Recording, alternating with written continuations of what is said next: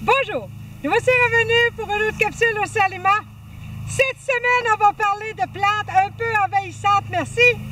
Comment faire pour les contrôler, comment faire pour les planter, puis comment faire pour s'en débarrasser si Dieu le veut.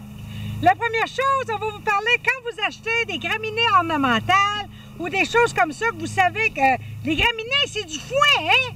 Fait que ça court comme du foin. Première affaire, plantez pas ça comme ça direct dans votre terre. Ça va pogner toute votre plate-bande, puis vous en viendrez pas à bout. On prend un pot arbuste comme ça, qu'on enlève le fond, voyez-vous? Et on va rentrer le pot complètement dans la terre et on va planter dans le pot. Elle va se restreindre dans ce pot-là, dans la terre. De même, vous n'aurez pas partout. OK?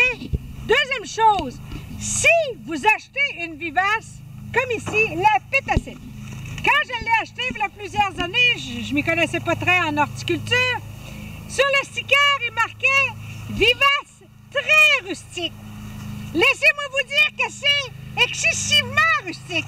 Quand quelqu'un marque très rustique, là, c'est parce qu'il est trop poli pour pas marquer « Tu vas mourir avec ». Tu peux plus t'en défaire. C'est comme les bambous, le pétacite, le géopodium, l'herbe à goûteux, hein? Vous savez, les petites feuilles vertes et blanches là, que vous avez dans vos vivaces, qu'une voisine vous a données, arrache-moi tout ça, elle va t'enterrer.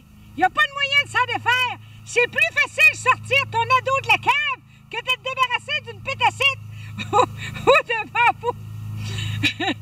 Moi, j'ai connu un client qui avait une plate-bande de 200 pieds par 20 pieds puis qui avait juré qu'il viendrait à bout de sa pétacite.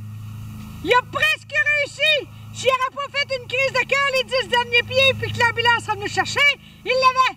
Faut que vous creusiez puis creusiez. Fait que si vous achetez une envahissante, achetez-vous une bonne pelle ronde, faites du cardio pendant l'hiver, puis surtout, sautez sa pelle tous les jours de l'été, puis prends pas de vacances, parce que tu vas revenir pour être rendu sur le voisin. Puis si t'en plantes, tu dis j'en veux, plante pas ça sur le bord de la ligne. Il y a des voisins qui n'arrêtent pas de prendre des antidépresseurs parce que le voisin a planté des affaires qui traversent la clôture. Donne-y une chance. Si tu vois que ton voisin porte toujours la tondeuse à côté après ta plate-bande, c'est pas parce qu'il aime ton bikini. Là-dessus, Marthe Lavardière. Et Marie-Christine de Serre Lima.